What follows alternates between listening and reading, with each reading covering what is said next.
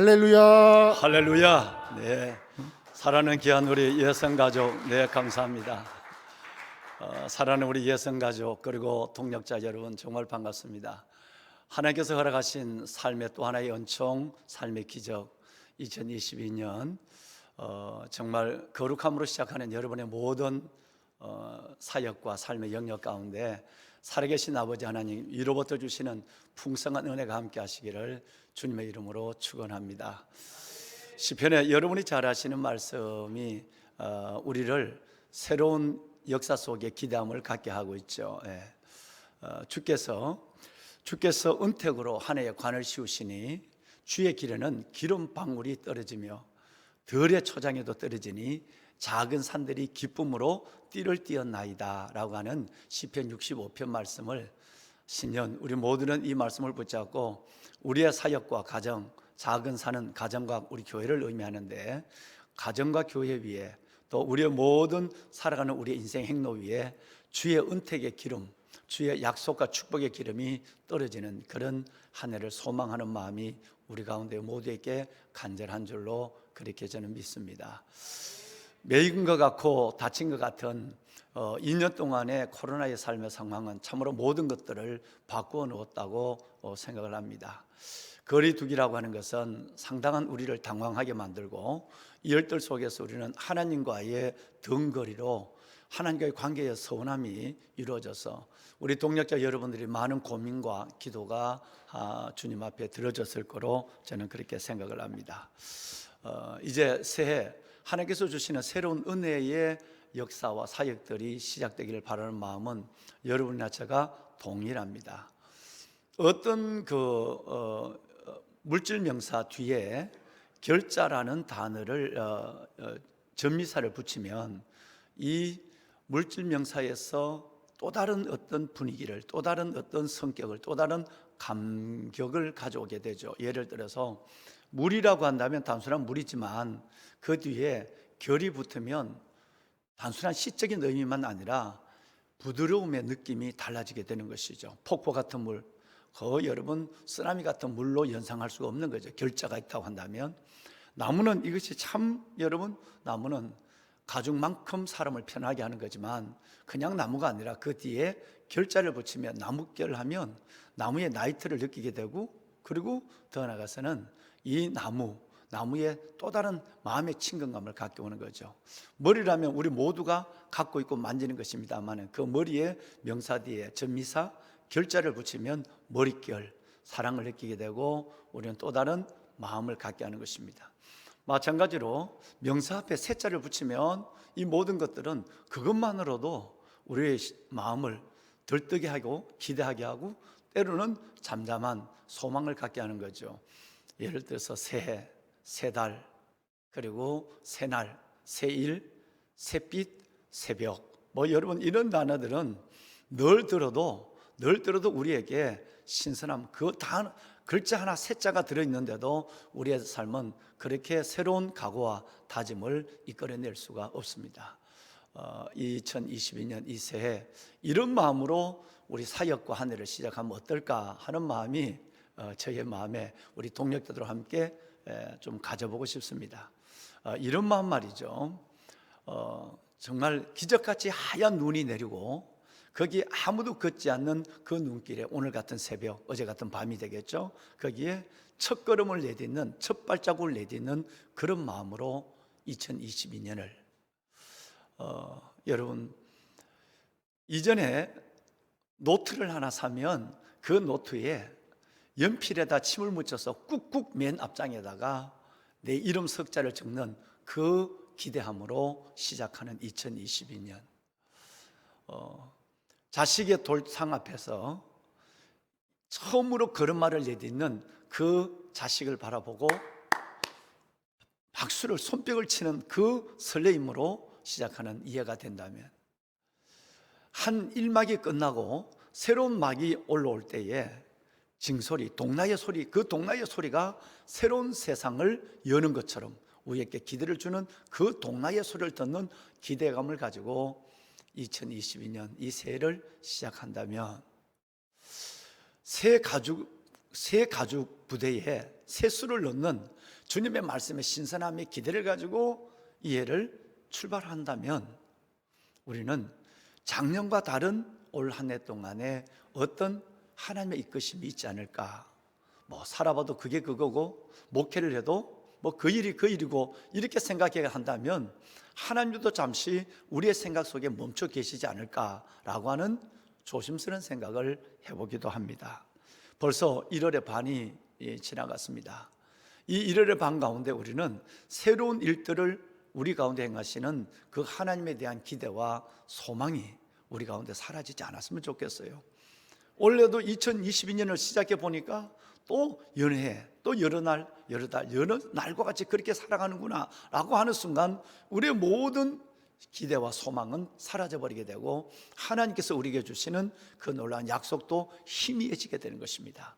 사랑하는 우리 동역자 여러분, 정말 올 한 해 동안은 그런 기분을 가지고 새해, 새날을 시작했으면 정말 좋겠다는 마음이 듭니다. 변화라고 하는 것은 여러분, 변화라고 하는 것은 새로운 것을 갖는 것이 아니라 옛 것을 버리는 것이 정말 중요한 것이죠. 우리 좀 전에 우리 총회장 목사님께서 설교를 하시면서 꼭 절대 버리지 말아야 될 것과 절대 우리는 고민하지 말고 내려놓고 버려야 될 것을 말씀을 하셨는데 복음의 얘기를 하셨어요. 그렇습니다. 사랑하는 우리 여성 가족 여러분, 정말 변화라고 하는 것은 내가 무엇을 새로운 것을 얻기 전에 내게 있는 것을 버릴 수 있는 용기가 먼저 있을 때 변화가 내 안에 시작이 된다고 볼 수 있는 것입니다. 또 하나, 피터 드레커라고 하는 이 경영학자가 얘기한 말을 들어보면 그는 이런 얘기를 했습니다.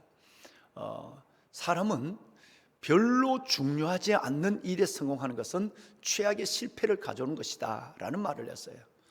늘 살아오면서 후회함이 참 많습니다. 후회함이 우리 안에 있을 수가 있죠. 뭔가 열심히 하고 뭔가 대단한 것을 이룬 것 같은데 보면 나중에 지나놓고 보니까 그게 별로 중요하지 않는 거예요. 그래서 별로 중요하지 않는 것의 성공은 최악의 실패를 의미하는 것입니다.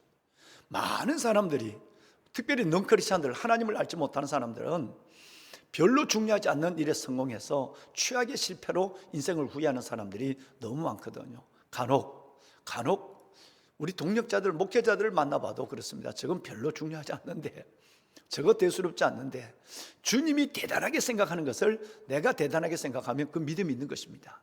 주님이 대수롭지 않게 생각하는 것을 나는 그걸 대단한 것으로 생각하고 붙잡고 살아가면 끝내는 피터 드레커 얘기처럼 별로 중요하지 않는 일의 성공이 최악의 실패에 자신을 후회하게 만드는 경우를 종종 보게 되는 것이죠. 우리 사랑하는 귀한 동역자 여러분, 여러분들의 삶은 결코 그러지 않으실 것이고 여러분의 사역은 결코 그 방향이 아니실 것을 저는 확신합니다만은, 혹시라도 하나님이 선물로 주신 이 프레젠 2022년이라고 하는 이 삶의 은총과 사역의 기회를 별로 중요하지 않는 것 때문에 바쁘고 별로 중요하지 않는 것 때문에 내가 성공을 이뤘다고 생각해서 최악의 실패 속에서 후회함이 없는 그런 한 해, 우리의 남은 사역의 시간들이 되면 어떨까 하는 생각이 간절합니다. 실은 그렇습니다.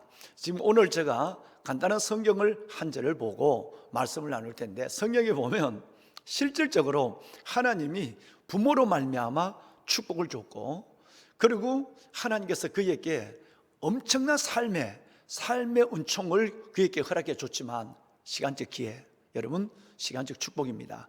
이것을 그에게 주었지만, 그러나 쓸데없는 일에 성공을 해서 최악의 실패를 갖고 하나님의 지파에서 빠져버리는 불행한 사람들의 이야기. 그래서 하나님은 그들을 대신해서 우리 여러분 교회와 여러분과 같은 대안을 가지고 이끄시는 하나님의 이야기를 오늘 저와 여러분들이 하나님 말씀 앞에 진솔히 한번 가져보고 싶습니다. 먼저 성경을 우리 동역자 여러분 몇 절을 함께 읽어 올리도록 하겠습니다. 우리 시편 78편 말씀을 보시겠습니다. 방송실 좀 떼주실까요? 시편 78편 59절부터 보겠습니다. 59절부터 마지막 절 72절까지를 본문으로 읽어 올리도록 하겠습니다. 허락하시면 여기 우리 귀한 동역자분들도 계시고 한데, 허락하시면 여러분 한 절씩 교독하시면 어떨까요? 교독하시도록 하겠습니다. 제가 먼저 59절을 봉독해 드리도록 하죠. 하나님이 들으시고 분내어 이스라엘을 크게 미워하사 사람 가운데 세우신 장막 곧 실로의 성막을 떠나시고 그가 그의 능력을 포로에게 넘겨주시며 그의 영광을 대적의 손에 붙이시고 그가 그의 소유 때문에 분내사 그의 백성을 칼에 넘기셨으니 그들의 청년은 불에 살라지고 그들의 처녀들은 혼인 노래를 들을 수 없으며 그들의 제사장들은 칼에 엎드려지고 그들의 과부들은 애곡도 하지 못하였도다. 그때에 주께서 잠에서 깨어난 것처럼 포도주를 마시고 고함치는 용사처럼 일어나사 그의 대적들을 쳐 물리쳐서 영원히 그들에게 욕되게 하셨도다. 또 요셉의 장막을 버리시며 에브라임의 지파를 택하지 아니하시고 오직 유다 지파와 그가 사랑하시는 시온산을 택하시며 그의 성소를 산의 높음 같이 영원히 두신 땅같이 지으셨도다. 또 그의 종 다윗을 택하시되 양의 우리에서 취하시며 전양을 지키는 중에서 그들을 이끌어내사 그의 백성인 야곱 그의 소유인 이스라엘을 기르게 하셨더니 이에 그가 그들의 자기 마음의 완전함으로 기르고 그의 손의 능숙함으로 그들을 지도하였도다. 아멘. 아멘. 존경하는 그리고 참으로 존귀한 우리 동역자 여러분, 요한계시록 7장 말씀해 보시면 우리 동역자 여러분들이 잘 아시는 하나님의 말씀이 기록되어 있죠. 5절에서 7절까지 보시면 14만 4천 명이라고 하는 인원수가 나오고 12지파가 다시 이상한 12지파가 등장합니다. 즉 우리가 출애굽 이후에 세워진 12지파 모세나 그리고 여러분 야곱이 축복한 12지파와 다른 두 개 지파의 변동을 가지고 있는 12지파, 한 지파에 12,000명씩 14만 4천 명이라고 하는 인치심을 받은 자의 지파의 이름들이 열거되어 있는 성경을 익히 우리가 잘 알고 있습니다. 그런데 이 사실을 가만히 들여다보면 여기에 좀 특별한 때로는 우리가 처음 성경을 대할 때는 이상하리만큼 느껴지는 한두 가지 사실이 있죠. 첫째가 뭐냐 하면 그 14만 4천 명, 12,000명씩 12지파가 등장하는데 첫 번째 나오는 그 지파가 루벤이나 다른 지파가 아니라 유다 지파가 제일 먼저 등장하고 있다라고 하는 것이 우리를 놀라게 합니다. 또 우리를 관심 갖게 하는 것은 바로 레위 지파와 요셉 지파라고 하는 지파가 들어가면서 출애굽 이후에 형성되었던 에브라임 므낫세 지파가 빠져버린 사실을 우리는 알게 되죠. 므낫세는 들어있습니다만은 에브라임은 빠져 있고 또 하나 여러분 놀랍게도 단 지파가 빠져 있다는 것이에요. 그러면 단과 에브라임 지파가 빠져 있다고 하는 이 사실은 매우 충격적입니다. 왜냐하면 이 12지파는 단순한 12지파가 아니라 출애굽 이후에 하나님께서 그들을 세운 이 12지파는 신약의 12사도로 그리고 요한계시록 21장에 보면 12기초석으로 옮겨지게 되니까 굉장한 의미를 갖고 있는 것입니다. 그런데 그 결정적 자리 요한계시록에 우리 동역자 여러분들이 아시는 대로 바로 단지파와 에브라임 지파가 빠져 있다고 하는 사실은 매우 놀라운 일이 아닐 수가 없습니다. 이들은 쓸데없는 일에 성공한 최악의 실패자이기 때문에 그렇다고 하는 것에 대해서 주경학자와 모든 신학자들에 대해서 의의가 없는 것이죠. 오늘 저는 여러분이 익히 알고 계시지만 단지파와 에브라임 지파가 빠진 이유에 대해서 먼저 말씀을 드리고 그리고 유다 지파가 맨 먼저 등장하게 된 사연이 어떤 것인가 라고 하는 것은 좁은 저의 소견과 영성으로 이 말씀을 한번 헤아려서 우리 동역자들과 은혜를 나누고 싶은 것입니다. 성경에는 29,300명의 이름이 등장합니다. 29,300여 명의 이름은 중복된 것을 다 포함해서 29,300여 명의 이름이 등장을 하고 있는데 단순하게 루벤이 뒤로 가고 유다가 앞에 나왔다, 이게 그럴 수 있다는 사실이 아니라는 거예요. 29,300명의 이름들이 열거되는 그 가운데서 기준이 분명한 기준이 있습니다. 우리 목사님들이 잘 아시는 것처럼 첫째 기준은 뭐냐면 이들은 족보와 지파를, 여러분 족보와 가문을 설명하기 하는 것 제외하고는 모든 것들이 다 믿음 순으로 기록된다라는 사실에 대해서 우리는 분명한 신학적 그리고 신앙적 주관을 갖고 있죠. 족보를 설명하거나 지파를 설명한 것 이외에는 절대 하나님은 29,300명의 그 이름이 중복되는 이름까지 포함해서 그 정도 되지만 절대 이름의 순서를 함부로 기록하지 않습니다. 예를 들어서 베드로의 이름은 12명의 이름이 나오더라도 베드로의 이름이 두 번째 가는 경우도 없고요. 물론 그 다음 내려온 경우도 없습니다. 베드로, 야고보, 요한이라는 세 명의 이름이 나올 때도 베드로 이름은 절대 첫 번째 이름에서 물러서는 법이 없습니다. 기록자가 모두가 하나님의 영감으로 기록했죠. 뿐만 아니라 존경하는 여러분이 잘 아시는 유다의 이름은 어디를 보더라도 맨 마지막에 기록된 것을 한 번도 복음서를 통해서 우리는 다르게 본 적 없습니다. 더 나아가서 보면 아굴라와 브리스길라 이런 부부의 이름도 사도행전 첫 부분에는 아굴라가 먼저 나오지만 11장 이후의 부분에 가서는 브리스길라가 먼저 나와서 부부의 믿음도 다르다는 것을 성경은 자연스럽게 우리에게 입증해 주고 있는 것이고, 특별히 대마 같은 이름은 재밌게도 여러분 빌립보서 1장 24절에는 누가보다도 대마 이름이 앞에 나와 있지만 빌립보서 여러분 빌립보서 4장 14절 말씀해 보시면 이제는 여러분 그 이름의 위치가 바뀌어지게 됩니다. 대마가 뒤로 나오고 그리고 이제는 누가가 앞으로 나오는 역사가 일어나요. 그리고 끝내는 우리가 너무나도 슬프게 보는 디모데후서 4장 말씀해 보시면 10절에 드디어 대마는 세상을 사랑하여, 여러분 이 대마는 세상을 사랑하여 바울 사도를 동역자를 버리고 떠났다는 말씀이 기록되어 있습니다. 자, 이름의 순서가 대마가 먼저 나왔다가 대마가 누가와 대마의 이름 속에서 누가의 뒤로 갔다가 끝내는 세상을 사랑하여 떠났다고 하는 이 이름의 순서의 전이 형식을 바라본다면 결코 29,300명의 이름을 나열하는 순서는 족보를 그리고 계열을 설명하는 것 이외에는 하나님의 철저하게 믿음 순이라는 걸 바라볼 때 유다가 맨 앞에 나왔다는 것은 결코 우리에게 뭔가 하나님의 강력한 메시지를 여러 군데 성경이 메시지를 주고 있지만 이것을 우리에게 하나님께서는 암시 교훈하고 계시고, 그리고 이름이 빠져버렸다는 이 자체는 어마어마한 것입니다. 이게 순서가 바뀐 정도가 아니라 이름이 단과 에브라임의 이름이 빠져버렸다고 하는 것은 매우 충격적이고 매우 슬픈 일이 아닐 수가 없는 것입니다. 자, 그렇다고 한다면 우리 동역자 여러분, 단지파에 대해서 우리 한번 좀 나눠보는 짧은 시간을 가졌으면 좋겠습니다. 단지파의 이름을 빠진 것에 대해서는 많은 이야기가 있습니다. 주로 네 가지입니다. 첫째는 단지파는 이스라엘 하나님의 선민들 가운데 우상을 끌어들인 가장 여러분 우상 숭배의 으뜸이 된 지파가 단지파입니다. 사사기 17장과 18장에 보면 미가의 집에 우상 사건이 있는데 이 미가도 놀랍게도 에브라임 산지에 속한 사람이에요. 에브라임 지파예요.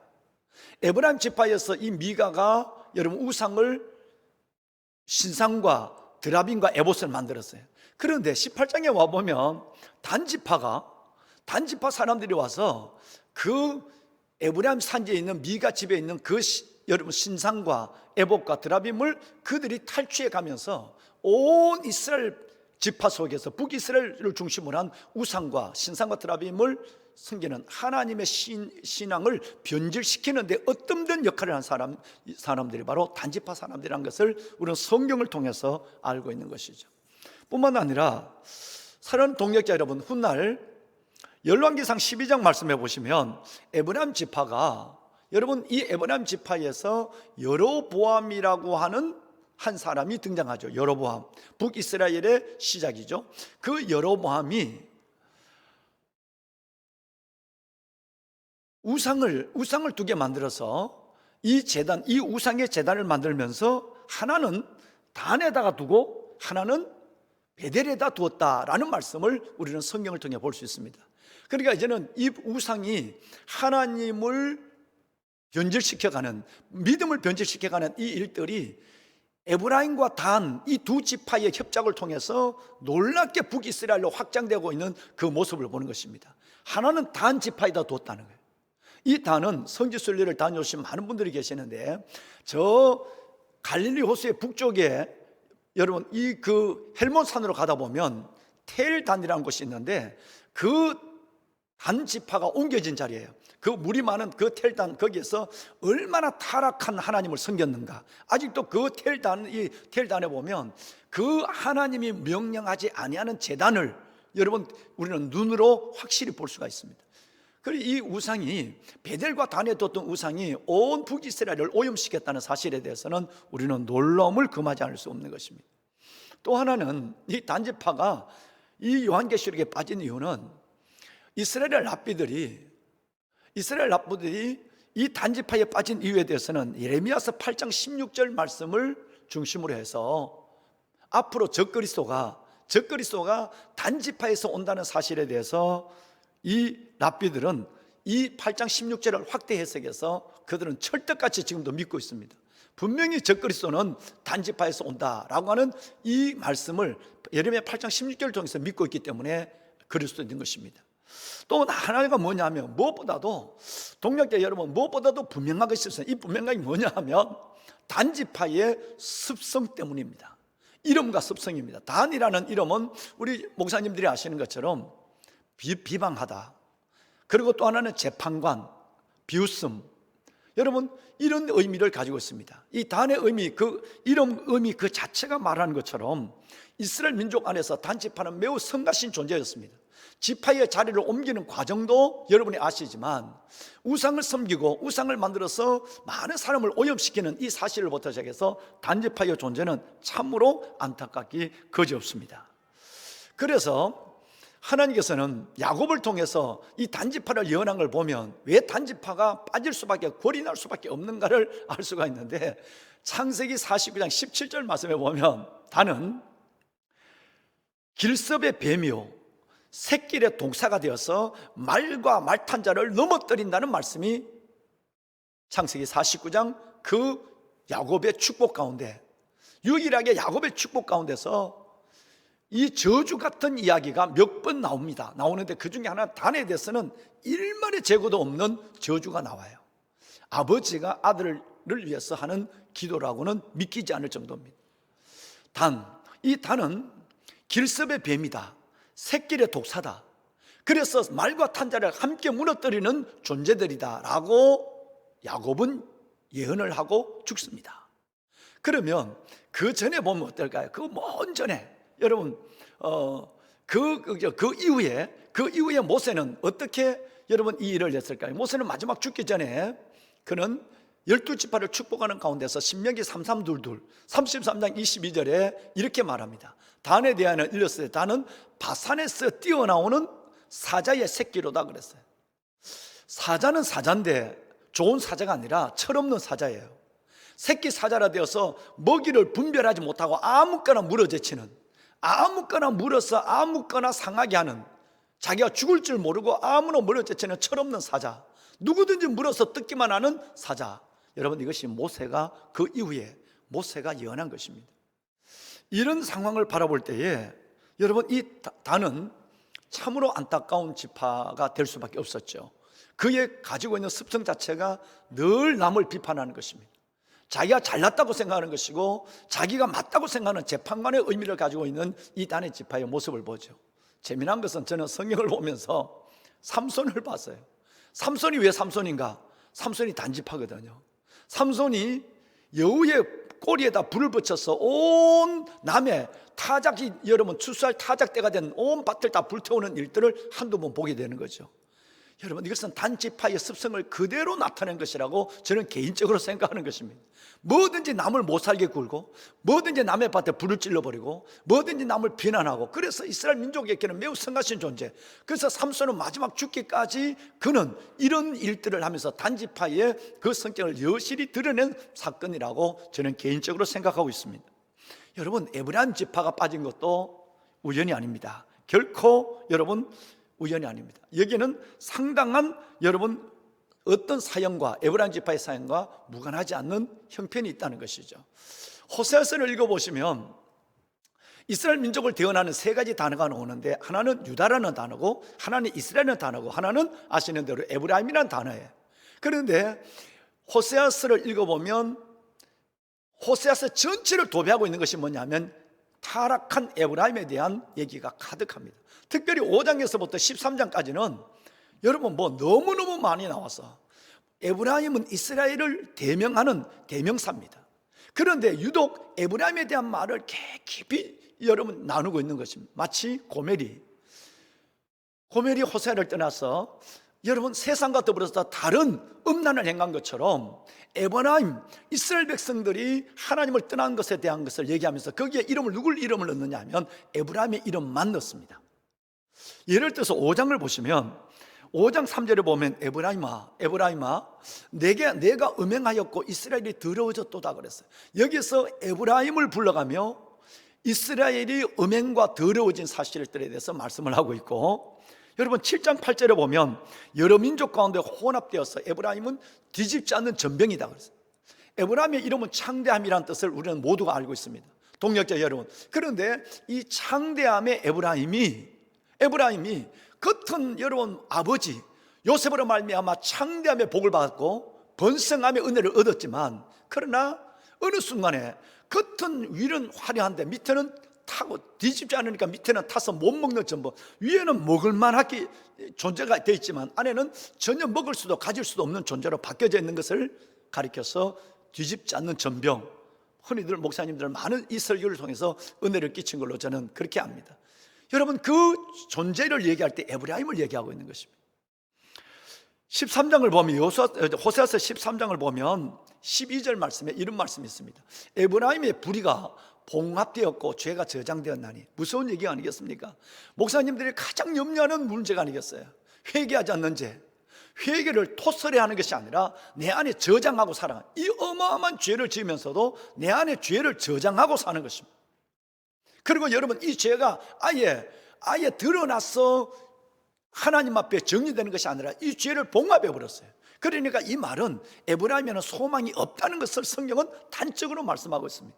봉합된 죄, 여러분 토설하지 않는 저장된 죄를 가지고도 회개하지 않는 그들.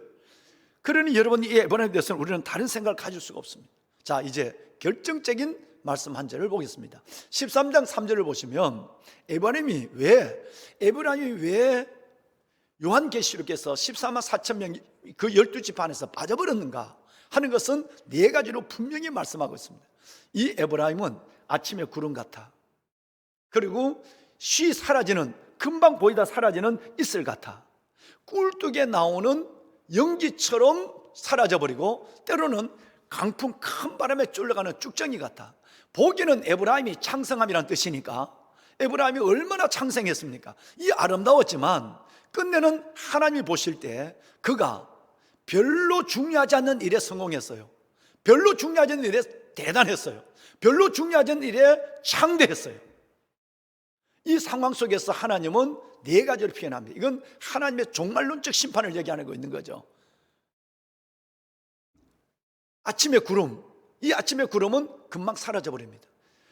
여러분 사라지는 이슬 뿐만 아니라 광풍에 불려 날아가는 쭉정이, 그리고 무엇보다도 꿀뚝에 연기가 나면 그 연기는 불과 몇 메터를 보지 못합니다. 한 2, 3m 올라가면 흰 연기는 창공 속에 사라져 버리고 마는 것입니다. 에브라임이 영원히 사라질 것에 대해서 하나님은 이렇게 지금 예언하고 계시는 것입니다. 존경하는 우리 동역자 여러분, 뿐만 아니라 우리는 성경을 읽어보면 저는 개인적으로 이 에브라임을 여러 번 만나면서 제가 군에 있을 때부터 이 에브라임에 대한 부분에 대해서 많은 부분에 말씀을 나눈 기억이 납니다. 예를 들어서 동역자 여러분 잘 아는 여호수아서 14장에 보면 땅을 분배받을 때 85세의 갈렙이 여호수 앞에 나와서 내 나이 85세로 돼 라는 말씀으로 유명하고, 기력으로도 우리가 본받을 만하고, 그리고 더 나아가서는 이 산지를 내게 주소서라고 하는 85세 어른의 야성이 참 대단합니다. 그래서 그 헤브론의 산지를 가져서 훗날 다윗의 수도가 되고, 그리고 여러분 헤브론이 하나님의 또 하나의 은혜의 도성이 된다는 사실에 대해서는 익히 성경을 통해서 알고 있는 바고, 근데 여러분 17장으로 넘어가 보면 그게 14장인데 갈렙의 사건이 14장이고, 여러분 17장으로 넘어가 보시면 한 지파가 나옵니다. 에브라임과 므낫세가. 그리고 땅을 분배받는 과정에서 여호수아에게 나타나서 뭐라고 하느냐면 불평하기 시작합니다. 우리 아버지가 얼마나 대단한 일을 했는데 요셉 때문에 너희들 다 먹고 사는 거 아니냐? 요셉이 열방만 살렸느냐? 우리 다 살렸지 않느냐? 그랬는데 너희가 우리에게 이 정도 땅떼기 이 정도밖에 주지 않느냐라고 하는 불평을 하게 되죠. 그럴 때 여호수아는 대단한 기회를 줍니다. 그래? 괜찮아. 르바임 골짜기에 올라가서 그 땅을 개척하라. 스스로 개척하라고 얘기합니다. 르바임 족속의 땅을 올라가서 스스로 개척하라. 지금 우리 개척하시고 정말 이제 교회를 섬기시는 우리 모든 동력자들 생각하면 이건 대단한 약속된 하나님의 은행 아니겠습니까? 우리는 뭐든지 갈 수 있는 용기가 있습니다. 그런데 그렇지 않습니다. 이 여호수아의 르바임 족속에게 올라가서 그 땅을 스스로 개척하라고 하는 이 말을 에브라임 족속과 므낫세는 거절합니다. 싫다고 얘기해요. 2번이나 얘기하면 2번을 거절해버리고 말해요. 여기서 끝나지 않습니다. 사사기 말씀을 보시면 사사기 8장에 6장과 7장은 기드온 용사를 물리치는 기드온 300용사에 대한 이야기인데, 그런데 기드온이 하나님과 여호와를 위하여라고 하는 그 고함과 횃불을 든 항아리 밤 이경까지 끌어안고 있는 이 인내로 말미암아서 기드온이 300용사가 미디안 대군을 무찌르는 너무너무 신바라는 사건을 우리는 뭐 군인이 아니라도 우리는 이 사실에 대해서는 흥분을 느끼게 되죠. 하나님과 지도자의 이름을 부르면, 하나님과 목사님의 이름을 부르면 반드시 하나님은 승리를 주신다고 하는 이 승리의 공식에 대해서 우리는 깊은 이해를 가지고 있습니다. 그런데 동역자 여러분, 여러분이 아시는 것처럼 7장에 끝나요. 8장에 넘어가 보면 무슨 얘기가 나오느냐 하면 8장 1절 이하에 에브라임 지파가 딴지를 거는 얘기가 나옵니다. 기드온을 찾아와서 전쟁하러 나갈 때 왜 우리와 같이 나가지 않았느냐, 왜 우리를 부르지 않았느냐라고 얘기해요. 그런데 동족 간의 비극적 전쟁이 이뤄지기 바로 직전입니다. 그런데 여러분, 이것을 가지고 뭐 한번 슬쩍 너 전쟁하러 나갈 때 우리가 왜 데려나가지 않았어, 이 정도가 아니라 이 문제를 가지고 크게 다투었다고 말합니다. 성경은 이 문제를 가볍게 보지 않는다는 얘기예요. 아주 죽자 사자 여러분 비방과 그리고 에브라임의 습성을 가지고 신란을 더해간다는 거예요. 남이 잘 되는 걸 보지 못하는 거예요. 에브라임 지파, 축복의 지파, 북이스라엘의 중심 지파예요. 그런데 여기에서 참 놀라운 분이 있습니다. 저는 우리 동력자 여러분들이 저는 이런 하나님 앞에 삶을 미디에이터, 여러분 아디아포라의 마음을 가지고 산다고 저는 생각해요. 그런데 여러분, 이 기드온이 기가 막힌 얘기를 합니다. 에브라임의 끄물 포도가 아비에셀은 기드온 자신을 가리키는 거예요. 에브라임의 끄물 포도가 아비에셀의 만물 포도보다 낫지 않느냐라는 말을 합니다. 당신의 꼴찌가 우리의 머리보다 낫지 않느냐, 자신을 철저하게 낮추고 그를 높여줌으로 말미암아 동족 상잔의 비극의 전쟁을 막는 놀라운 여러분 화해를 보는 것입니다.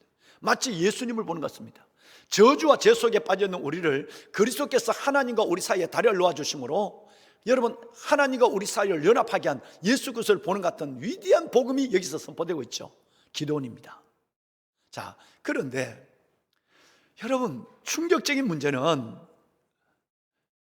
사사기 12장을 넘어가 보면 아주 충격적인 문제가 나옵니다. 입다가 여러분이 잘 아시는 암몬을 무찌르고 돌아왔을 때 안 그래도 입다는 그 딸 문제 때문에 지금 마음이 편치 않습니다. 그런데 똑같은 짓을, 똑같은 습관을, 똑같은 행위를 거듭합니다. 에브라임 지파가 입다에게 나와서 왜 암몬과 전쟁하러 나갈 때 우리를 불러주지 않았느냐, 이건 거짓말이에요. 여러분 이 말을 지어낸 겁니다. 입다의 얘기가 무슨 얘기야? 내가 암몬과의 전쟁을 하러 갈 때 너에게 가자고 얘기했지 않잖냐. 그런데 너가 안 갔잖냐. 그런데 우리가 지금 피를 흘리고 전쟁터에 돌아왔는데 이제 딴지를 걸어? 난 옛날 얘기를 들었어. 너네들이 기드온에게도 그 짓을 했다는 얘기를 들었어. 입다는 여러분 아시는 것처럼 보통 사람이 아니잖아요. 출신도 그렇고 성격도 그렇고 그렇잖아요. 그래서 입다가 요단강에서 입다가 에브라임 사람들을 이잡듯이 죽입니다. 우리 동력자들이 아시는 것처럼 4만 2천 명을 죽였습니다. 딱 말 하나로. 경상도 사람들이 쌍시옷을 못하죠. 여러분 이 사람들이 쉽볼렛에 발이면 안 됩니다. 쉽볼렛 하면 그 사람은 그냥 쉽볼렛 이렇게 되면, 그러니까 쉽볼렛이라는 이 발음, 쉽볼렛이라는 발음을 할 수 있느냐 못하냐에 따라서 요단강에서 이 무서운 입다가 4만 2천 명을 죽입니다. 그러면 4만 2천 명이 어느 정도냐면 우리 동역자 여러분이 아시는 것처럼 민수기 26장에 보시면 에브라임 지파가 마지막 계수될 때가 6만 4,400명이었습니다.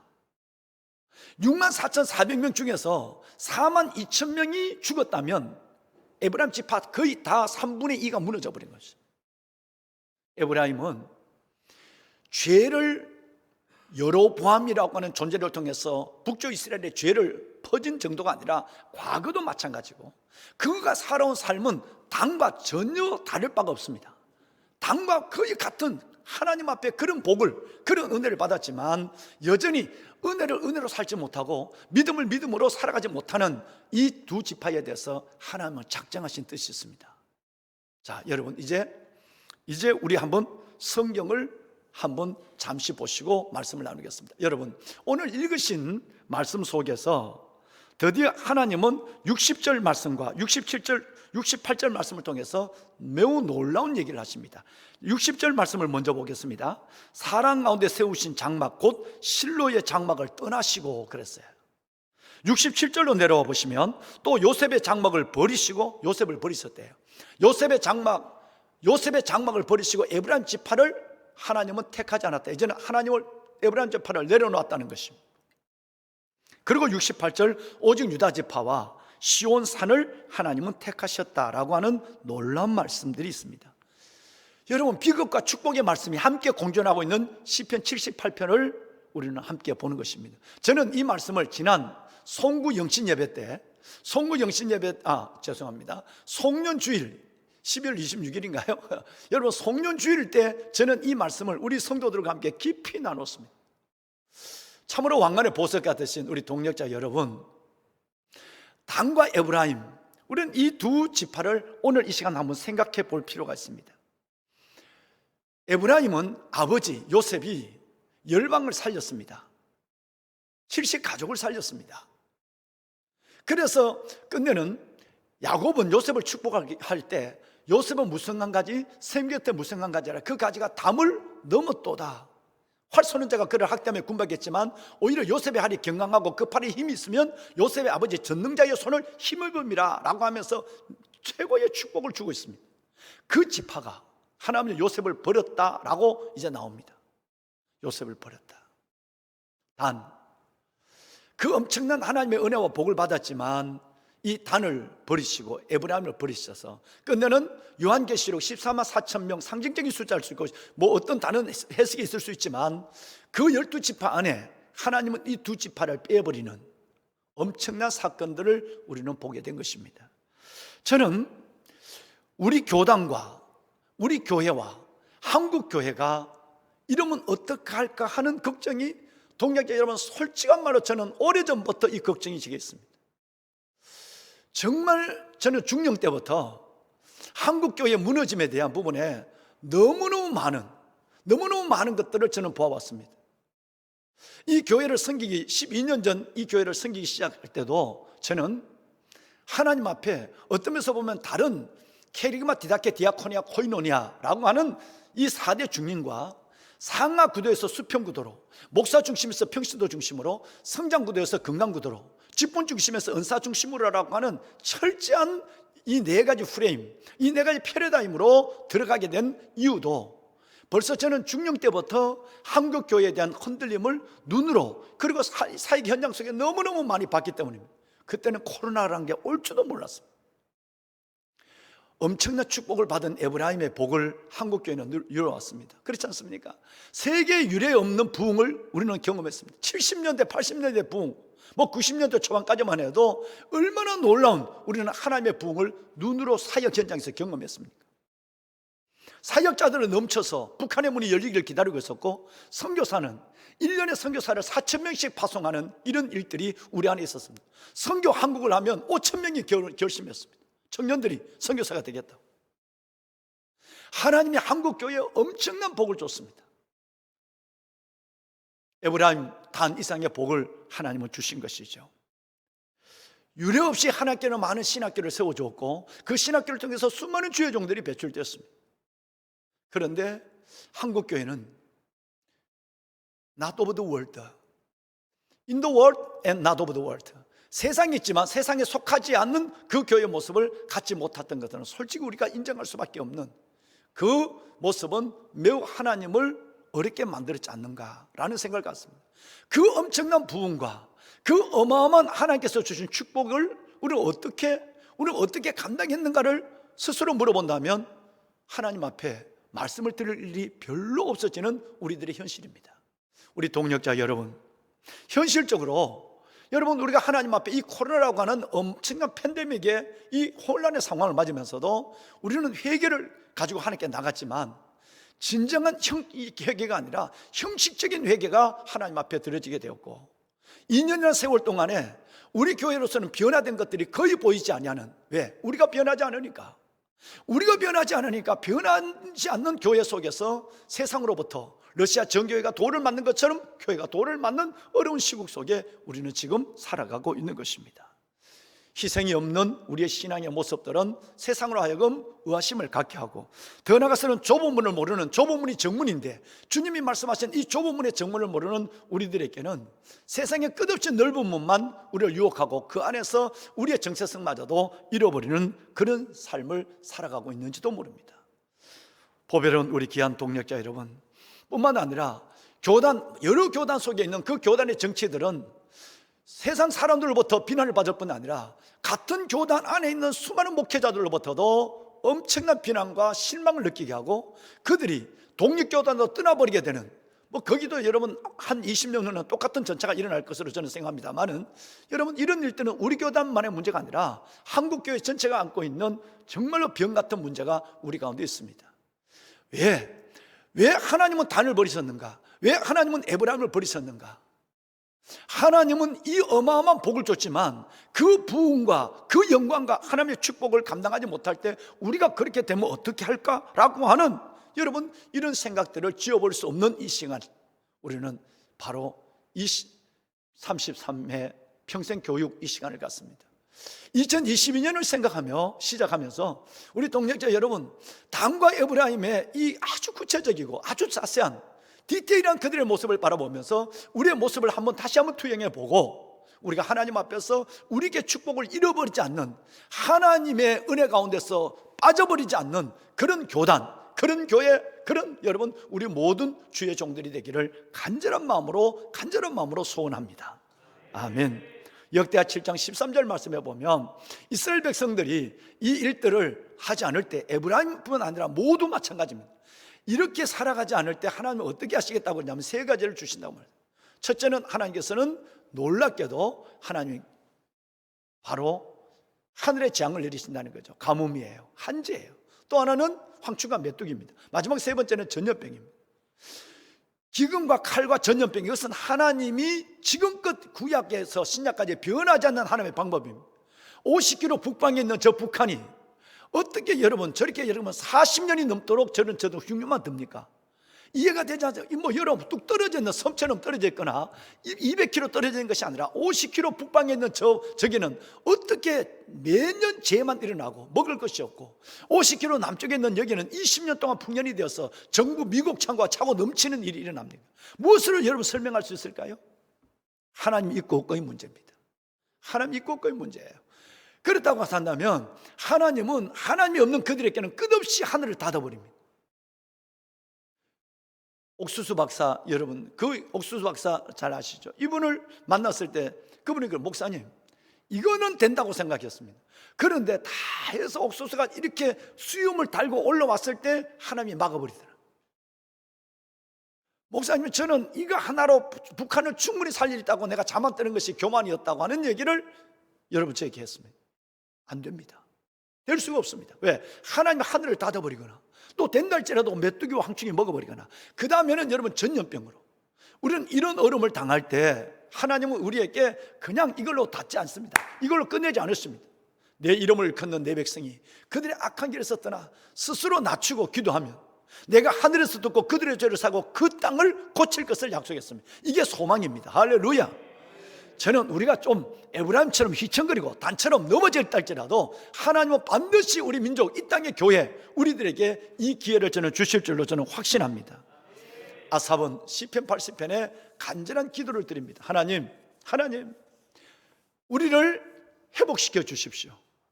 우리를 이 어려운 죄 가운데 우리를 구원하여 주십시오. 하나님의 얼굴빛 광채를 우리에게 비춰 주십시오.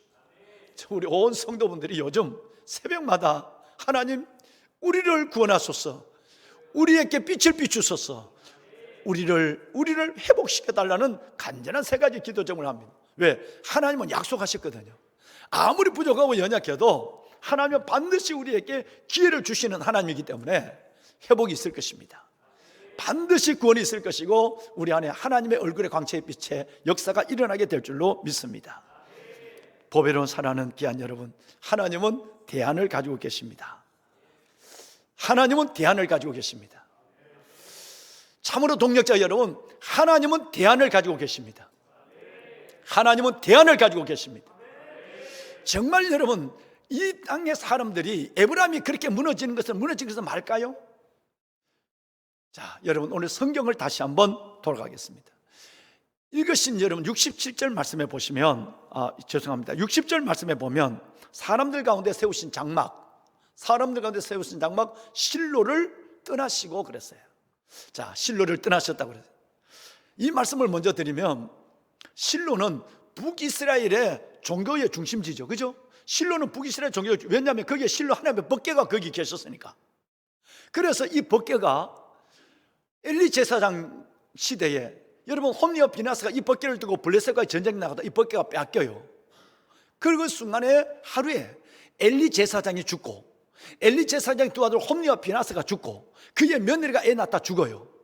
같은 날 온 가족이 멸망해요. 주의 종의 가족입니다. 여러분 이건 굉장한 메시지가 있다고 생각합니다. 하나님의 실로에서 믿음을 못 지키면, 실로에서 은혜를 못 붙잡으면 하나님은 성전 문지방을 먼저 치십니다. 하나님의 은혜를 은혜되지 않으면 주의 종을 먼저 치시는 놀라운 역사들을 성경에 여러 군데 볼 수 있는데 그 하나가 이 법궤가 움직이는 날 제사장의 가족을 온전히 멸해버립니다. 그 사건의 비극의 사건이 실로입니다. 뿐만 아니라 여러분 이 실로라고 하는 이 땅에서 하나님은 끝내는 그 종교적 중심지 그 실로가 어디에 있느냐라는 것은 에브라임 지파. 안타깝게도 여러분 에브라임 지파 그 안에 실로가 있습니다. 거기서 여로보암이 나옵니다. 여로보암이 북쪽 이스라엘 생겨서 온 북이스라엘 전체를 우상의 나라로 만들어버리고 맙니다. 이제 하나님은 땅을 버리시겠다고 말합니다. 실로를 떠나겠다고 말합니다. 우리 동력자 여러분 67절로 내려와 보시면 이제는 더 충격적인 문제가 아까 우리 여러분 보셨습니다. 67절에는 요셉의 장막을 버리시겠대요. 요셉을 버리시면 도대체 누구를 쓰겠다는 것입니까? 요셉을 버리시고 에브라임 지파를 택하지 않으시겠다고 말합니다. 그리고 놀라운 축복이 있습니다. 하나님은 대안을 갖고 계십니다. 저는 우리 교회가 여러분과 저가 하나님의 대안이 되기를 소원합니다. 이 땅의 모든 교회가 그 어마어마한 부흥과 축복을 저버리고 모든 교단들이 흔들리고 모든 교회가 어려워져도 정말 우리 교회가 대안이 되고 우리 교단이 대안이 되고 우리 동역자 여러분들이 대안이 되기를 저는 소원합니다. 하나님이 절박하고 놀란 마음을 내게 주었어요. 저는 이 마음을 갖고 하나님 앞에 엎드려 기도합니다. 하나님의 반드시 이것은 하나님의 은총이요 은혜요 긍휼이요 기회입니다. 우리가 하나님의 대안, 이 시대 대안이 되어야 합니다. 어떤 대안일까요? 자, 이제 공식이 있습니다. 하나님의 실로를 버리시면 누가 있을까요? 시온을 택합니다. 실로 대신에 예루살렘을 택합니다. 에브라임을 하나님이 버리시고 유다를 택하십니다. 할렐루야. 이것이 하나님의 대안입니다. 영원한 실로. 그래서 예수님의 별명도 실로거든요. 유다의 축복을 보면 실로가 오기까지라는, 이 실로는 예수님을 상징합니다. 그런데 하나님은 그 에브라임 지파 안에 있는 이 실로를 버려버리고 하나님은 시온을 택합니다. 예루살렘을 택하는 거예요. 지금도 유효합니다. 하나님은 에브라임을 버려버리시고 하나님은 유다 지파를 택합니다. 그래서 유다를 제일 앞에 내세우게 되는 것입니다. 보배로운 사랑하는 귀한 우리 동역자 여러분들이요, 이것이 하나님의 대안입니다. 시편 60편 말씀해 보시면 이런 말씀이 있습니다. 에브라임은 나의 투구요, 에브라임은 내 머리의 투구요, 유다는 나의 규다라는 말씀이 나와요. 얼마나 에브라임이 축복을 받았느냐 하면 에브라임이 하나님의 머리를 감싸는 투구래. 근데 여러분, 투구를 버렸다는 것은 뭘까요? 여러분, 그것은 에브라임이 죽었다는 얘기예요. 사람이 투구를 쓴 사람은 죽어야 투가 떨어지는 거예요. 하나님의 머리에 투구였던, 여러분, 에브라임은 하나님 머리에 투구였던 이 에브라임은 이제는 길에 떨어졌어요. 그래서 그 에브라임의 대변인으로 누구를 세우느냐 하면 유다를 세운다는 거예요. 여러분, 여기에는 시편 60편에도 나오는 것입니다. 그렇습니다. 시편 114편 2절 말씀해 보면 유다는 나의 성소가 되고 이스라엘은 나의 영토가 되리라 그랬어요. 이제는 유다가 하나님의 성소가 된대요. 유다가 하나님의 규랍니다.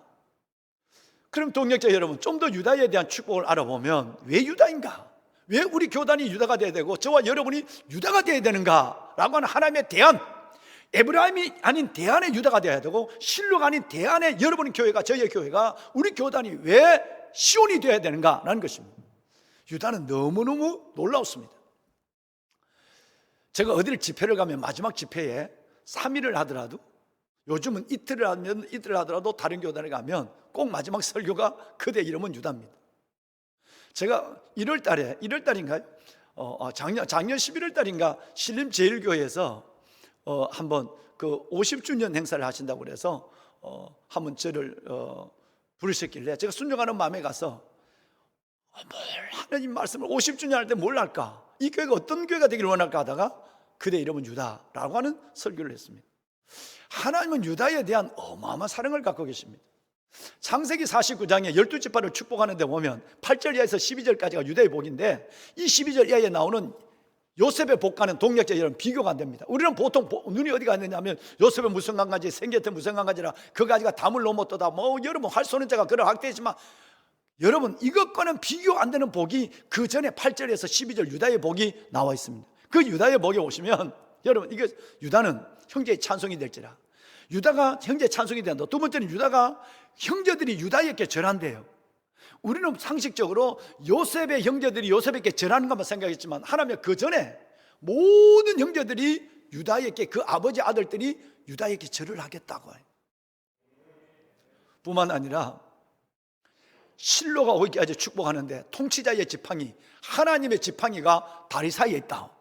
여러분, 다리 사이에 통치자의 지팡이가 있으니까 이쪽으로 가도 복을 받고 이쪽으로 가도 복을 받는 거예요. 왜? 다리 사이에 통치자의 지팡이가 있으니까. 실로, 예수님 올 때까지라. 유다의 지파에서 예수님 오셨다는 것은 여기서 예언되고 있지만 그 이상의 축복을 주고 있죠. 나중에는 그의 나귀와 앞나귀는 포도나무에 멜 것이며, 심지어 얼마나 물질의 축복을 받았는지 그의 옷들도 포도주의 옷을 빤대요. 그의 이빨은 그 좋은 우유로 이빨은 하얘지겠대요. 어마어마한 영적, 그리고 여러분 세상적, 그리고 물질의 축복을 하나님이 주고 있습니다. 하나님이 유다를 정말 사랑하는가 봐요. 유다는 사랑받을 수 없는 존재거든요. 왜냐? 여러분 아시는 것처럼 유다는 슬픈 과거를 가지고 있습니다. 우리 동역자 여러분, 유다의 세 아들이 있는데 엘과 오난이 하나님이 죽였습니다. 엘과 오난이 하나님의 법을 무시하고 여러분 그 형수와 잠자는 부분에 대해서 잘못 불순종했기 때문에, 다른 데 설정한 것 때문에 하나님이 죽였다는 말이 성경에 여러 번 나오거든요. 여러분, 부모가 자식의 죽음을, 그것도 하나님의 죽이신 죽음을 경험한 사람이 유다예요. 창세기 38장은 가장 안타깝습니다. 유다가 뭣도 모르고 며느리 다말과 동침합니다. 애를 낳습니다. 갑자기 37장부터 요셉의 사건 50장까지인데 그 시작하자마자 갑자기 분위기가 바뀌어서 무대가 바뀌어요. 유다가 며느리와 동침해서 애를 낳는, 여러분 가장 비극적인 뭐가 여러분 기록되고 있습니다. 하나님의 의도가 있는 것이죠. 그러면 유다는 상처가 많은 사람이고 슬픔이 많은 사람이고 자존감을 회복하기가 참 어려운 사람이에요. 그럼에도 불구하고 하나님은 유다를 어떻게 사용하느냐 하면, 우리 주의 종들이, 우리 동역자들이 때로는 실패 같은 일을 경험하고 때로는 어려움이 있달지라도 하나님은 우리를 쓰실 때 우리의 모든 슬픔과 우리의 모든 아픔을, 상처를 온전히 주님께서 싸매어 주시고 하나님은 유다를 유다로 쓰신다는 사실을 믿으시고 우리 동역자 여러분, 올 한 해 동안 새 힘을 얻는 우리 모두가 될 수 있었으면 좋겠습니다. 아멘.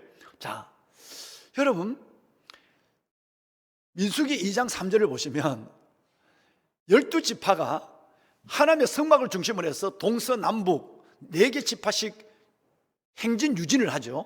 가다가 멈춰서는 이렇게 하는데, 동쪽 지파 맨 앞에 있는 일대, 우리 군에 갔다 온 사람은 선봉대입니다. 선봉대의 일대에 누가 가느냐 하면 유다가 앞섭니다. 유다 지파가 맨 동쪽 지파의 세 지파 중에 맨 앞에, 그래서 그걸 유다 지파의 대라고 얘기하는 거예요. 그러면 한 달, 1년만 할까요? 아니에요.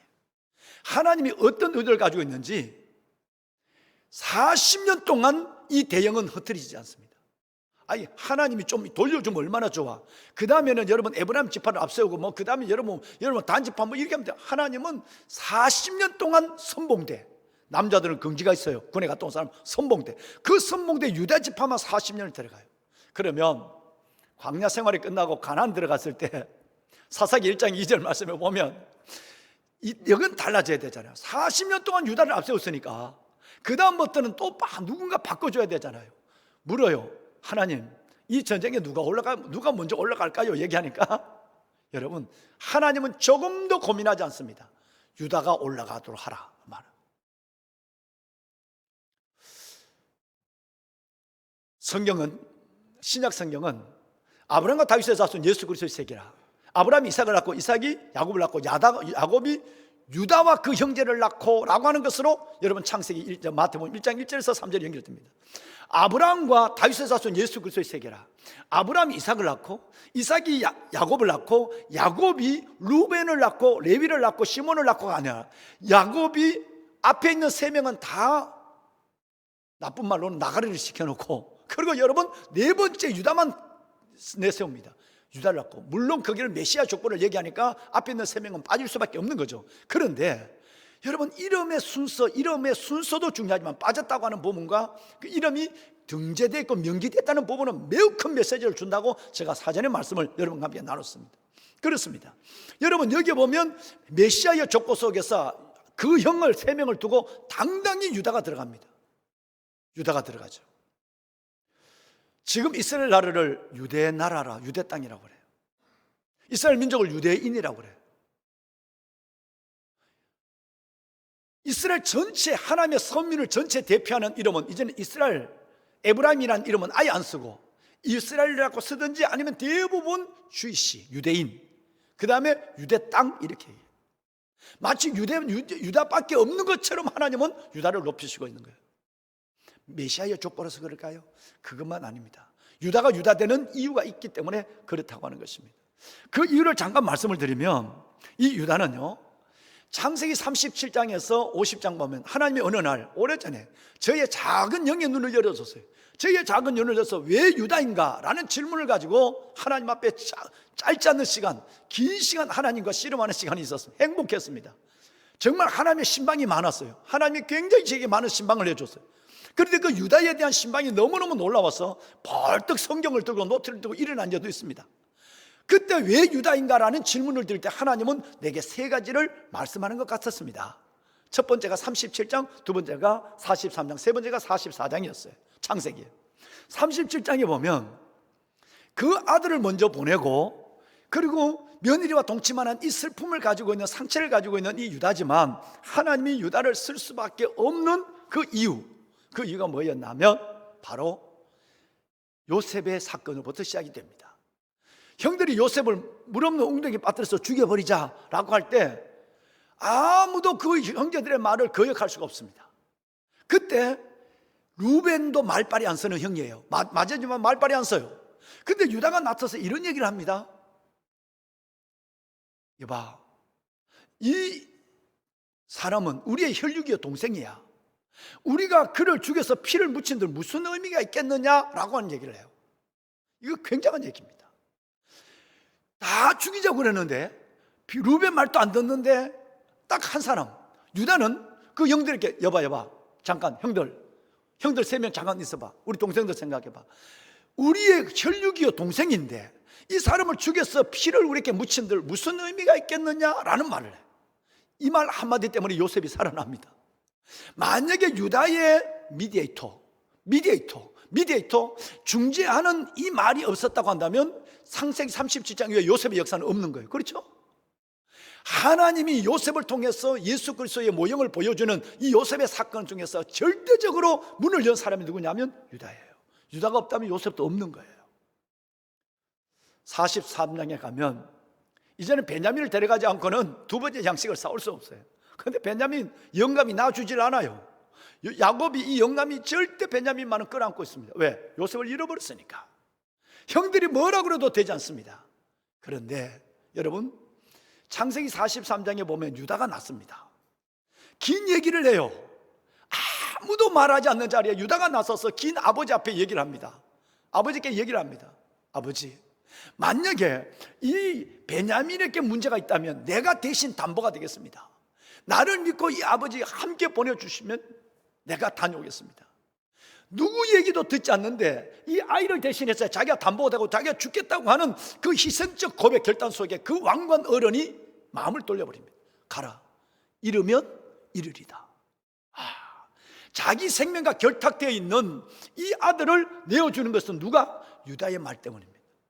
어느 형제들도 유구머니예요. 말 못해. 근데 유다의 말 한마디가 베냐민을 데리고 요셉을 향해 가게 합니다. 클라이맥스는 44장입니다 44장 16절 이하에서 34절까지 보면 길어요. 은잔이 베냐민의 집에서 발견됐잖아요. 이제는 모두가 코다리처럼 여러분 줄에 매이는 코다리처럼 이 모든 형제들이 다 왕궁으로 다시 끌려 들어왔어요. 끌려 들어와는 이 상황 속에 있는데 여러분 총리의 어전에, 하늘 같은 총리의 면전에, 어전에 뭔 얘기를 하겠어요? 증거가 있는데 이럴 때 아무도 얘기, 그저 죽여달라는 소리밖에 할 수가 없어요. 그때 한 사람이 났습니다. 생명을 건 얘기를 해요. 목숨을 건 얘기를 했다는 거예요. 창세기 44장 16절 이하에 보면 기가 막힙니다. 33절만 우리 동역자도 한번 읽어보실까요? 33절만 우리 한번 읽겠습니다. 이 말 한마디가 그토록 셀프 컨트롤, 마인드 컨트롤이 있는 이 요셉으로 하여금 형, 나야, 자신의 신분을 공개하게 한 말은 이 말 한마디였어요. 우리 한번 읽어볼까요? 이제 주의 종으로 그 아이를 대신하여 머물러 있어 내 주의 종이 되게 하시고 이 아이는 그 형제들과 함께 올려 보내소서. 이 말 한마디에 요셉은 얼마나 절제력이 있는지, 총리가 됐지만 요셉은 집에 가지 않았습니다. 그렇죠? 우리 같으면 집에 금이 환영했을 거예요. 왜? 하나님이 이끄실 때까지 기다리고 있은 거예요. 형들 앞에 가서 울어도 눈물을 닦고 나와서 안 우는 척 했을지. 베냐민을 보고도 통곡하고 또 얼굴을 씻고 나왔지만 자신을 공개하지 않았습니다. 그런데 유다의 이 한마디가 요셉이 형들 앞에 자신의 신분을 공개합니다. 왜? 형들이 변했거든요. 옛날 같으면 나를 팔아버리고 나를 죽이려고 팔아버려 놓고는 아버지께서 그 격당의 거짓말을 해댔을 형들이 바뀌었거든요. 특별히 유다가 대단하거든요. 자기가 대신 남아있겠대요. 이건 엄청난 형들의 변화가 아니겠습니까? 또 하나는 함께 올려보냈었어. 이 아이와 아버지의 생명은 하나로 연결되어 있습니다. 이 아이가 안 가면 우리 아버지가 죽습니다. 동생을 생각하는 마음도, 아버지를 생각하는 마음도, 공동체를 생각하는 마음도 요셉을 감동하기에 충분했습니다. 우리 동역자 여러분, 우리는 좀 부족하더라도 유다처럼 미디에이터, 중재자의 마음을 갖고 있으면 하나님이 우리를 멋지게 쓰십니다. 우리 교단 안에서 여러분 앞으로 선거철도 다가오고 있고 우리 교단 많은 난제들이 있습니다. 학교 문제도 있고. 방송실 좀 도와줄까요? 미디에이터 좀 띄워주세요. 예. 여러분, 유다가 왜 유다인가 하는 것은 이 하나 때문입니다. 미디에이터입니다. 미디에이터를 사전을 찾아보면 중재자는 말이 있고, 또 하나는 여러분이 잘 아시는 것처럼 예수 그리스도의 별명 이렇게 나와요. 예수님의 별명이 미디에이터라고 나와요. 중재자 다음에는 예수 그리스도의 별명입니다. 유다는 어떤 사람 앞에 가서도 예수님이 그 산상수훈에 말한 화평케 하는 자였습니다. 평안을 가져오는 사람, 행복을 주는 사람이었어요. 어떤 것 속에서, 문제 속에서 중재자가 되었습니다. 예를 들어서 형제들 사이에 중재자가 되고, 아버지 사이에도 중재자가 되고, 요셉 총리와 자기 사이에도 중재자가 된 사람이 유다였습니다. 그래서 하나님은 유다를 쓸 수밖에 없었는 것이었습니다. 보배로운 사랑하는 여러분, 정말 오늘 우리는 이 유다가, 정말 우리는 이 시대에 유다가 필요합니다. 하나님의 대안은 이 유다 같은 사람을 하나님의 대안으로 쓰십니다. 에브라임, 그 번성하고 그 부흥했을 때 하나님의 은혜를 모르고 자기 고집대로 살아가는 그를 여지없이 하나님의 투구를 땅에 떨어뜨리시고 에브라임 대신에 유다를, 실로 대신에 시온을 하나님 대안으로 쓰시는 하나님. 우리가 하나님의 대안이 되려면 저와 여러분들이 철저하게 미디에이터, 중재자가 되어야 합니다. 그러면 하나님이 우리 교단을, 우리 교회를 다시 한번 기회를 주십니다. 왜 기회를 주시겠다고 말씀하셨으니까. 역사 얘기 한 가지 하고 말을 마무리하겠습니다. 제가 좋아하는 얘기인데요, 여러분, 조조 삼국지에 나오는 조조의 아들이 있었죠. 조조의 여러분 아들 중에 특별히 두 아들에 대해 관심이 있습니다. 하나는 여러분 조비, 조식이죠. 여러분 조비는 맏아들이에요. 조식이는 셋째인가 그랬을 거예요 아마. 그런데 조조가 죽을 때가 되니까 자신의 이 모든 걸 누구에게 물려줄까를 고민하게 됩니다. 그런데 조비는 뭐든지 일을 해내기는 해내. 그런데 사람을 상처를 주고 일을 해요. 그리고 그 조비는 머리에 든 게 없어요. 누르면 쭉쟁이밖에 안 돼. 그리고 여러분, 그는 술을 좋아하고 혈기가 있어요. 근데 조비에게 주면 이건 맏아들에게 줘야 되지만 절대 자기의 가문과 자신의 이 업이 연결되지 않을 것 같아요. 근데 진짜 마음에 든 것은 세 번째 조식이에요. 조식이. 이 조식이는 정말 솔로몬 같은 아들이었어요. 늘 인내하고 과묵하고, 그리고 안 하는 것 같지만 하는 일을 정말 성실하게 하고, 모든 사람에게 인정받고, 그리고 일을 하더라도 여러분 하나님이 하는 것처럼, 신이 하는 것처럼 했다 그랬어요. 신이 그 손을 잡고 있는 것처럼 했다. 우리말 같으면 하나님이 이끄는 것처럼 했다는 얘기예요. 그런데 만약에 조식에게 자기의 여러분 이 가문을 물려주면 그 성질 급한 놈 조비가 한순간에 자기 동생을 죽여버릴 거니까 이 고민이 생겼어요. 그런데 끝내는 이 고민을, 긴 고민을 하잖아요. 하다가 자기가 죽을 때 자신의 모든 가문과 가산을 첫째 아들 조비에게 물려줍니다. 그리고 이제 평안할 줄 알았어요. 자기가 모든 걸 받았으니까. 그런데 죽자마자 어느 날 며칠을 가지 않아서 40제가 끝나기도 전에 술잔치를 벌입니다. 조비가. 그래서 모든 친구와 온 가족들 다 강제로 모여요. 그리고 큰 횃불을 피워놓고 횃불 옆에다가 횃불에 보이도록 장검을 꽂아 놓습니다. 그리고 술이 은근히 취했을 때 조비가 조식이를 부르, 여러분, 자, 술잔 내려놓죠. 조식이 이리 나와봐. 조식을 부려냅니다. 조식이는 벌써 아마 이때가 올 줄 알았어요. 그리고는 큰 양재기 같은 데다가 술을 한 잔 부어서 줍니다.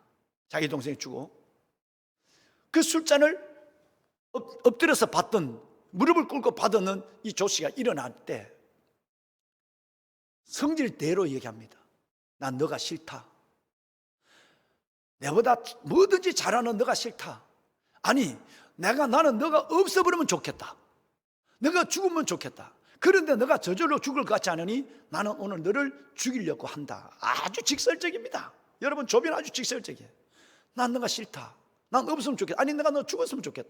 남이 너를 죽이지 못하니까 형 때문에도 누가 너를 죽이겠냐? 내가 내 손으로 난 죽여버리고 싶다. 오늘이 마지막이다. 이 한 잔을 먹어라.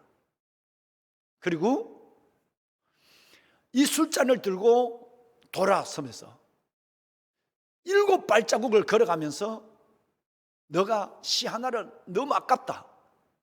내가 너를 죽이려고 하지만 진짜 너가 너무 아까우니 7발자국을 걸어가면서 좋은 시가 하나 생각나거든. 시 하나 읊어봐라. 마지막이다. 그런데 그 시가 진짜 나를 감동하면 나 너를 살려줄 수도 있다. 근데 그건 기대하지 마라. 죽이는 걸 결심한 거예요. 근데 여러분, 우리 동역자 여러분, 이 조식이가 형이 주는 술잔을 받고 다시 한번 절합니다. 자기가 이제 죽는 거예요. 칼이 앞에 있는데 죽는 거예요. 그 술잔을 들고 다시 한번 절을 하고, 그리고 술잔을 반을 마십니다.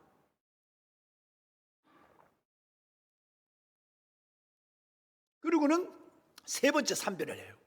하고는 술잔을 들고 7발을 걸어갑니다.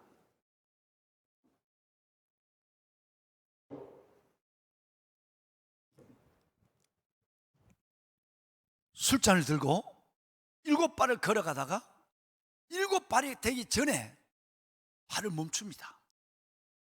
그리고 그는 이 시 하나를 남깁니다. 자두연두기, 두제 부중업, 동시 봉건생, 상전 하태급, 명시입니다. 명시.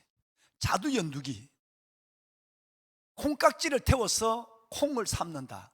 여러분 그거 뭡니까? 이거 메주콩 할 때 메주콩 콩 안에다 넣고 콩깍지를 태워서 콩을 삶는다.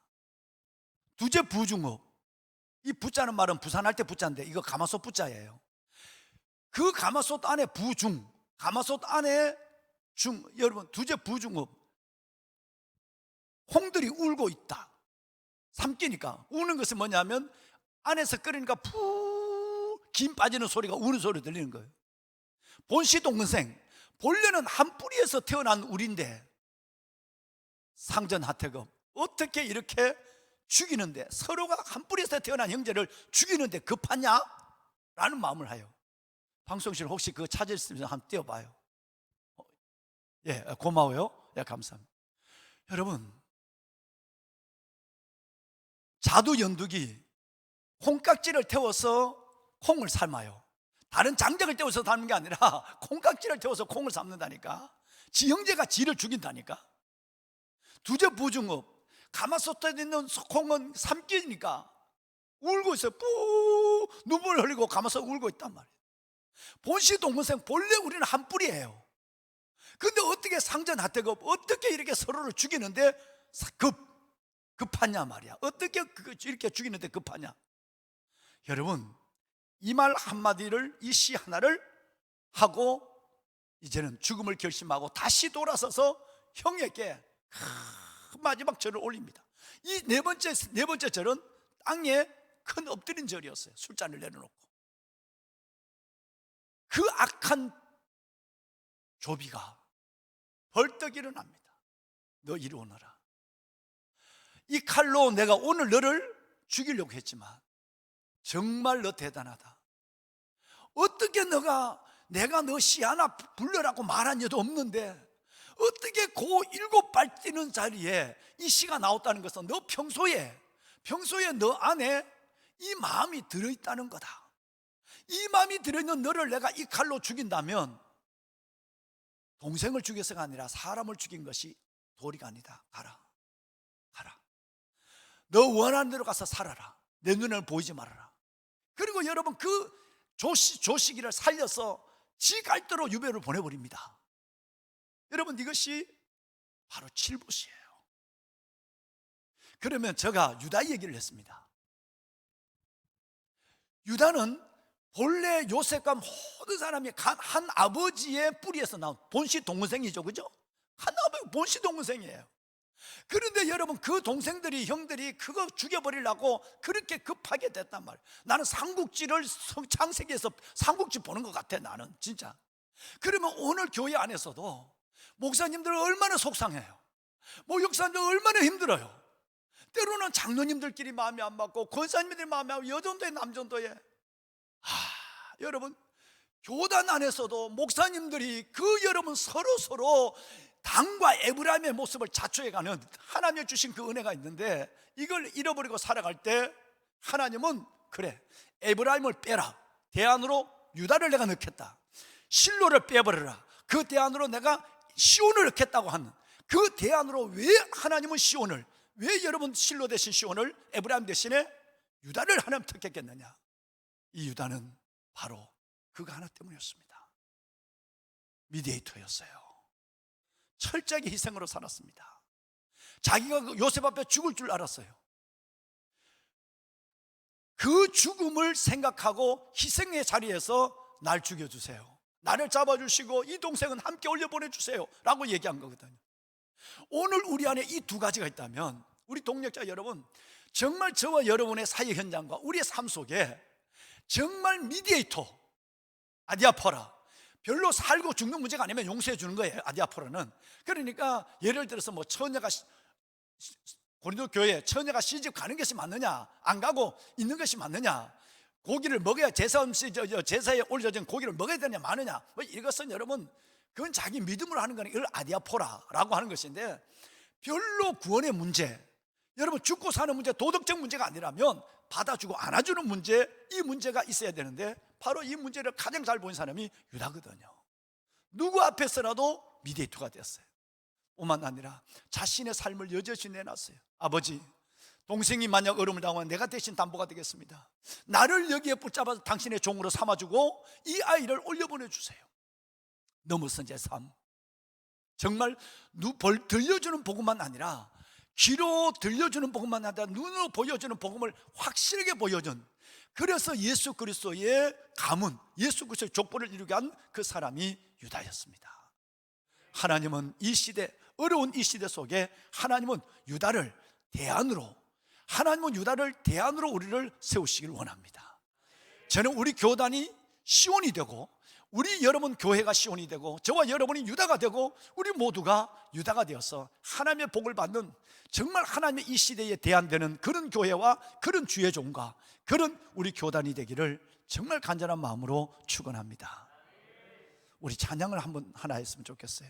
우리 다 사역자들 좀 앞으로 나와볼까요? 찬양 사역자들 좀 나와보세요.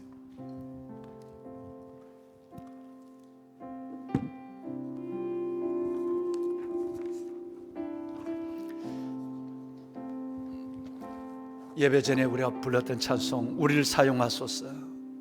하나님이 대안으로 우리를 사용하기를 원합니다. 에버남이 되기를 원하지 않고, 단이 되기를 원하지 않고, 우리는 하나님 앞에 기억되고 다시 하나님의 대안으로 떠오르는 교단, 하나님의 대안으로 되는 교회, 하나님의 대안이 되는 주의 종들이 된다면 하나님은 결코 이 시대 우리를 통해서라도 새로운 역사를 시작하게 될 줄로 저는 믿습니다. 우리 함께 찬양하시죠. 네. 우리에겐 소원이 하나인데, 주님 다시 오실 그날까지, 주님 다시 오실 그날까지 우리 가슴에 새긴 주님의 십자가 사랑, 주의 십자가 사랑, 나의 교회를 사랑케 하네. 주의 교회를 향한 우리 마음, 희생과 포기와 가난과 이 길을 걸어가겠습니다. 하나님의 대안이 되겠습니다. 실로의 대안되는 시온이 되고, 에브라임의 대안이 되는 유다가 되기를 원합니다.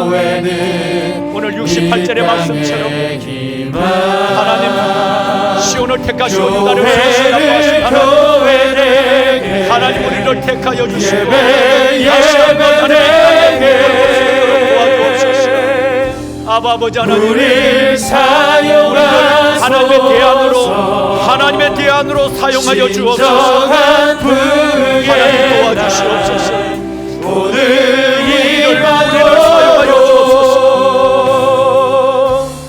우리를 사용하소서.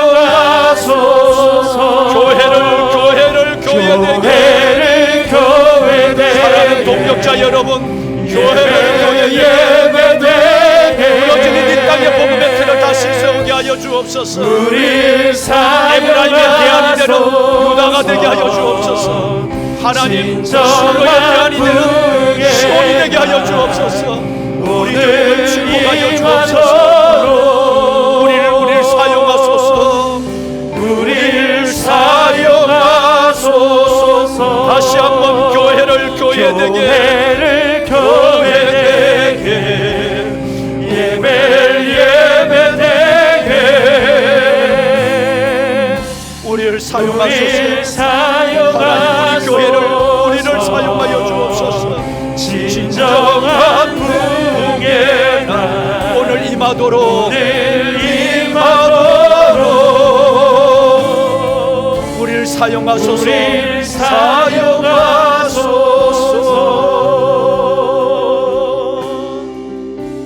사랑하는 동역자 여러분, 우리 하나님 앞에, 말씀 앞에 우리 한번 하나님 앞에 간절히 기도하는, 하나님의 얼굴을 뵙는 시간을 가졌으면 좋겠습니다. 왜 단과 에브라임을 하나님은 놓으셨을까? 특별히 하나님, 단처럼 형제의 늘 가시가 되고 비난과 비판으로 말미암아 남을 정죄하는 재판관의 위치에 섬으로 말미암아 하나님은 그를 특별히 우상숭배라고 하는 하나님과의 혼합된 그 종교의식, 변질된 문제로 말미암아 단을 버리셨다면, 에브라임은 하나님이 그를 축복한 우리 교회의 부흥기였던 것처럼 엄청난 하나님의 은혜와 복과 부흥과 영광을 받지만 하나님의 은혜, 그 부르심에 온전히 순응하고 순종하지 못함으로 에브라임을 내려놓을 수밖에 없는 그 사연을 오늘 우리가 함께 나누었습니다. 주님은 여러 성경에 하나님의 대안을 말씀하십니다. 스가랴서도 마찬가지고 시편도 마찬가지고, 오늘 주님은 실로의 대안으로 시온을 택하시고 에브라임을 대안으로 유다를 택하시겠다고 68절에 말씀하셨습니다. 하나님, 무너져가고 있는 이 땅의 교회들과 어려운 사역 환경 속에서 다시 한번 우리에게 하나님 2022년이라고 하는 사역의 기회, 삶의 은총을 주신 아버지 하나님 앞에, 하나님, 우리 교회가, 우리 교단이 실로에서 시온이 되는, 대안이 되는 교회와 교단이 되게 하여 주옵소서. 우리 각자, 우리 모든 하나님의 우리 동력자들이 에브라임에서 유다가 되는, 유다의 대안으로 하나님 앞에 나서는, 유다로 하나님의 예수 그리스도의 복음의 나라를 계승해가고 이 땅에 복음의 나라를 펼쳐가는 하나님의 사람들이 되게 하여 주옵소서. 우리가 하나님의 대안이 되길 원합니다. 우리 교단이, 우리 교회가, 우리 주의 종들이 하나님의 대안이 되기를 원합니다. 주님, 철저하게 우리는 유다처럼 살게 하소서. 미디에이터 예수 그리스도의 삶을 재현하게 하여 주옵시고, 철저하게 우리의 삶 속에 희생적인 삶, 좁은 문의 정문을 강감하게 걸어가고 자신 있게 좁은 문의 정문에 들어설 수 있는 하나님의 종들이 되게 하여 주옵소서. 오늘 이 시간 우리 다 같이 믿음의 동력자들이 함께 이 말씀 앞에 함께 기도하는 시간을 갖도록 하겠습니다. 살아계신 아버지 하나님, 아버지 은혜와 주의 놀라운 사랑을 감사합니다. 우리를 실로로 불러주셨고 우리를 에브라임으로 단으로 불러주신 아버지 하나님, 우리가 하나님 앞에서 우리 믿음의 예수 그리스도의 하나님의 믿음의 본질, 생명의 예수 그리스도의 복음의 본질을 붙잡고 살지만 하나님의 주신 은혜와 아버지 하나님의 주신 사랑이 부르심, 아버지 하나님의 부르심, 그 하나님의 부르심 속에 온전히 반응하지 못했던 우리를 용서하여 주옵소서. 오 아버지 하나님, 여호와 살아계신 아버지 하나님, 우리가 하나님의 대안이 되길 원합니다. 우리 교회가 하나님의 대안이 되길 원하고 우리가 하나님의 대안이 되길 원합니다.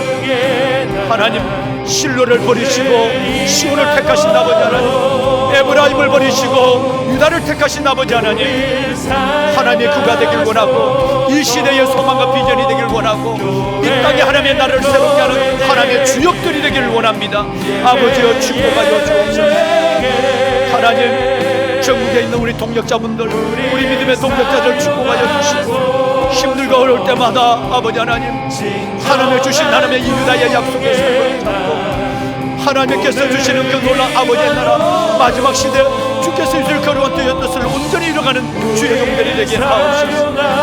하나님 축복하소서. 우리가 주를 기다립니다. 아버지 하나님, 우리가 주를 기다립니다. 우리가 주를 기다립니다. 내가 우리가 주의 대안이 되게 하여 주옵소서. 우리 교단이 주의 대안이 되게 하여 주시고, 우리 교회가 시온이 되게 하시고, 우리가 유다 같은 대안된 하나님의 사람들이 되게 하소서. 하나님의 소망을 보게 하소서. 하나님의 시작을 보게 하여 주옵소서. 하나님의 시작을 보게 하여 주옵소서. 주를 기다립니다. 말씀과 영으로 충만하게 하여 주옵소서.